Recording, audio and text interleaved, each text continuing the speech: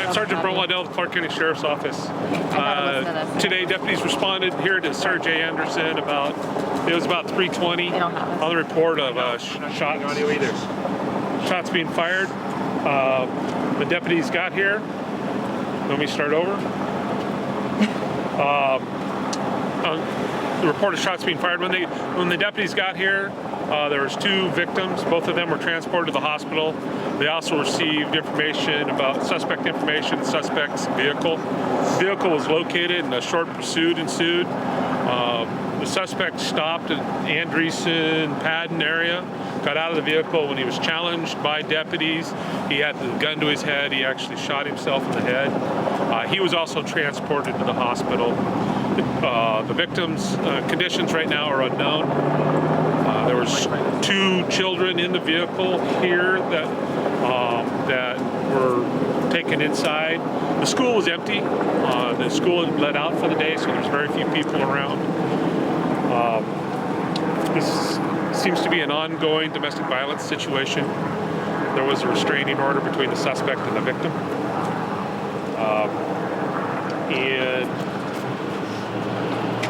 Do you have approximate ages for the victims? I do not. Okay. Adults? Adults, yes. Both adults? Both adults.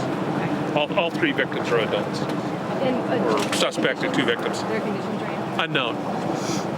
Do you know how the suspect acquired the firearm? I do not. So Clark County Major Crimes is investigating, and that is stuff that will all come out of the investigation. We're still pretty early in the investigation right now.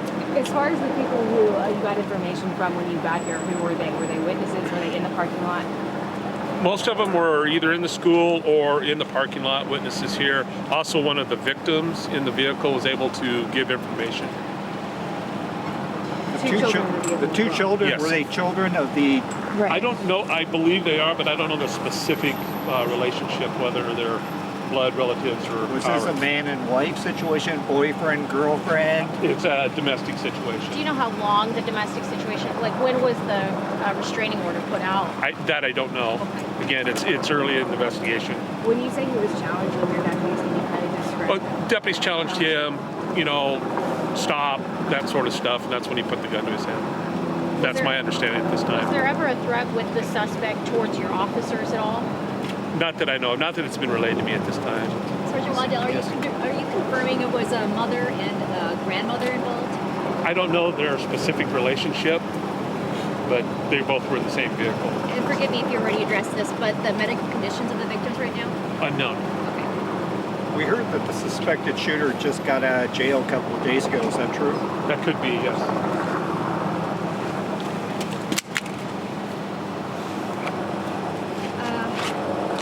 We did confirm that the suspect shot himself. Is he dead? It's unknown specifically on his status right now. I know he was transported to the hospital. And both of the 2 who were shot here were transported as well? Yes. And children are headed towards CPS. They are actually here at the school being cared for by deputies and people here at the school that know them. How many? I believe there's 3 total. 1 was in the school and 2 were in the vehicle. Just trying to piece this all together. So were they all in the same car at the same time that this happened? You were saying there was 2 kids in a car, and then these 2 victims as well. I'm just trying to make sure I understand. So fully. there was 4 people in the car. Total. Two victims and 2 children, which technically are victims also. Right. And your deputies got the call at 3:20. Yeah, I think the call came in at 3:20 or 3:21. Involved, but also the school, people that found it, people that witnessed, and the deputies involved. Because with anything, this ongoing domestic violence situation, one of our deputies has been working pretty close, and then the deputies have witnessed what went on and also affects them, but it affects mostly the families of the victims. It's a tragedy all around. Can you tell us any more about what actually happened in the car? There appears to be a blown out window.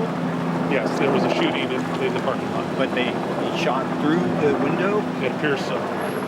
Any idea how many shots were fired? Again, that's part of the investigation, and that's ongoing. Do you know if there's any surveillance we as a might help the investigation? I don't know that. I know the detectives are looking that up and seeing, each school has different places for surveillance and that sort of stuff. I don't know whether it comes that far out. It went on lockdown. The school went on lockdown. The remaining people here did go on lockdown. There was quite the deputy response, of course, and What would the response have been had school not been just let out? so they would have been in lockdown, figure out, suspect kind of initially what we did, and then we would be having something a little different, parent reunification, and it would be, you would still see a lot more deputies here, a lot of outside agencies would be here helping, that sort of stuff.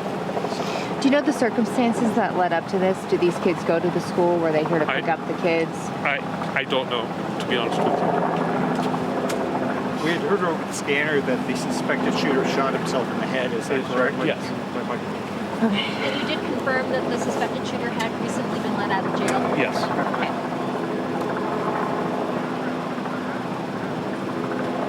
Was he in jail on? Not now.